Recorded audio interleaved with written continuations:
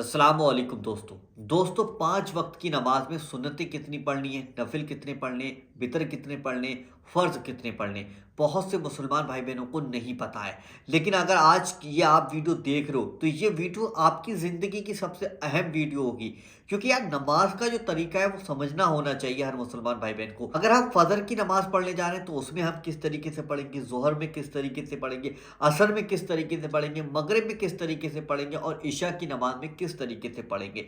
तो ये पता होना हर मुसलमान भाई बहन के बच्चों को ज़रूरी है। मैं आज इतनी आसान शब्दों में समझाऊंगा, इतनी आसान भाषा में आपको समझाऊंगा कि आपको किसी की नमाज रिपीट करके पढ़ने की जरूरत नहीं पड़ेगी। देखिए, जब आपको ये सारी चीजें मालूम होंगी ना तो आप मस्जिद में जाओगे तो आपको फिर ना बराबर वाले को देखना है ना इधर वाले को देखना है। आपको पता है कि मुझे अब क्या करना है। तो अब मैं आपको तरीका समझा देता हूँ कि 5 वक्त की नमाज में कितनी रकतें पढ़ी जाती है।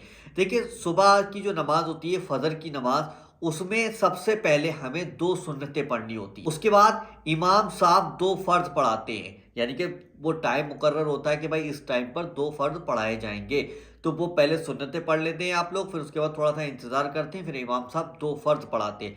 तो फजर की नमाज में हमें 4 रकत पढ़नी है टोटल, यानी कि 2 सुन्नतें हो गई और 2 फर्ज हो गए। फिर आता है जोहर का टाइम। अब जोहर की नमाज में आपको 4 सुन्नतें सबसे पहले पढ़नी होगी, थोड़ा सा इंतजार करना होगा। फिर उसके बाद इमाम साहब 4 फर्ज पढ़ाएंगे। उसके बाद 2 सुन्नतें आपको खुद पढ़नी है और 2 नफिल आपको पढ़ने होंगे। तो टोटल जोहर की नमाज में 12 रकत होती हैं। ठीक है, ध्यान रखना, 12 रकत होती है टोटल।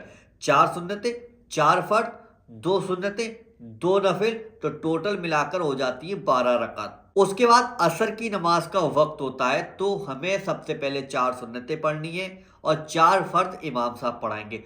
तो असर में हमें टोटल मिलाकर हो जाती है हमारी 8। उसके बाद मगरिब की नमाज का वक्त हो जाता है। मगरिब की नमाज में जब जैसे ही इमाम साहब अजान दे देते हैं उसके बाद फौरन हमें 3 फर्ज पढ़ने होते हैं इमाम साहब के पीछे। दुआ और सलाम हो जाने के बाद फिर हमें 2 सुन्नतें पढ़नी होती हैं और 2 नफिल पढ़ने होते हैं। तो टोटल मिलाकर मगरिब की नमाज में 7 रकते होती, यानी कि 3 इमाम साहब ने पढ़ा दी, 2 आपने सुन्नतें पढ़ ली और 2 आपने नफिल पढ़ लिए। तो टोटल मिलाकर हो जाती है 7। अब आता है इशा की नमाज का वक्त। अब इशा की नमाज थोड़ा सा उसमें टाइम लगता है और बहुत से भाई बहन भूल जाते हैं कि यार अब क्या करें, इशा की नमाज हम किस तरीके से पढ़ें। अगर आपके पास ये वीडियो पहुंची है तो इशा की नमाज आपके दिमाग के अंदर बैठ जाएगी कि किस तरीके से पढ़नी है। देखिए, इशा की नमाज में सबसे पहले 4 सुन्नतें हमें पढ़नी होंगी।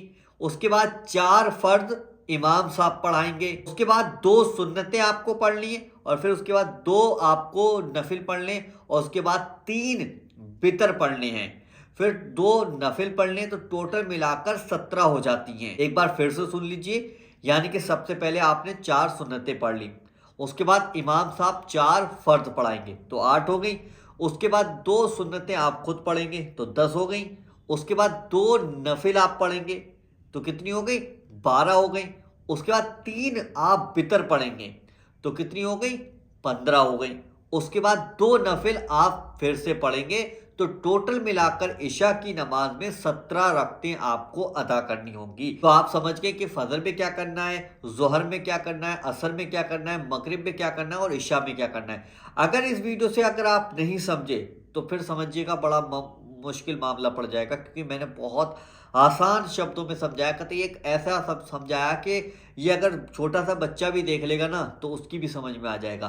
तो मेरे भाइयों और बहनों, आपको तो समझ में आया होगा, तो आप इस वीडियो को तमाम दोस्तों के पास शेयर करें, क्योंकि यार बहुत ज़्यादा मजाक बनती है। मैं खुद देखता हूँ लोगों की मजाक बनती है। लोग फिर बाहर आके कहते हैं कि यार इसको तो पता ही नहीं। आपको मालूम है कि भाई फजर में हम गए तो 2 सुन्नतें हमने पढ़ ली और 2 फर्ज इमाम साहब पढ़ाएंगे, फिर उसके बाद हम अपने घर आ जाएंगे। ऐसे ही जोहर में हमें 4 सुन्नतें पढ़नी है, थोड़ा सा वक्त देना है, फिर चार चार फर्ज इमाम साहब पढ़ा लेंगे, 2 सुन्नतें, 2 नफिल हो जाएंगे, 12 हो गई। इसी तरीके से हम पूरे आसानी से पूरा चार्ट मैंने समझा दिया है। अगर समझ में आ गया होगा तो इंशाअल्लाह ज़िंदगी में कभी नहीं भूल सकते आप। वीडियो को आगे शेयर करें, वीडियो को लाइक करें और इसी तरीके के वीडियो देखना चाहते तो वजीफ़ा पावर चैनल को आज ही सब्सक्राइब ज़रूर कर लीजिएगा। चलिए दोस्तों, मिलते हैं इंशाल्लाह एक नई वीडियो के साथ। जब तक के लिए अस्सलाम वालेकुम।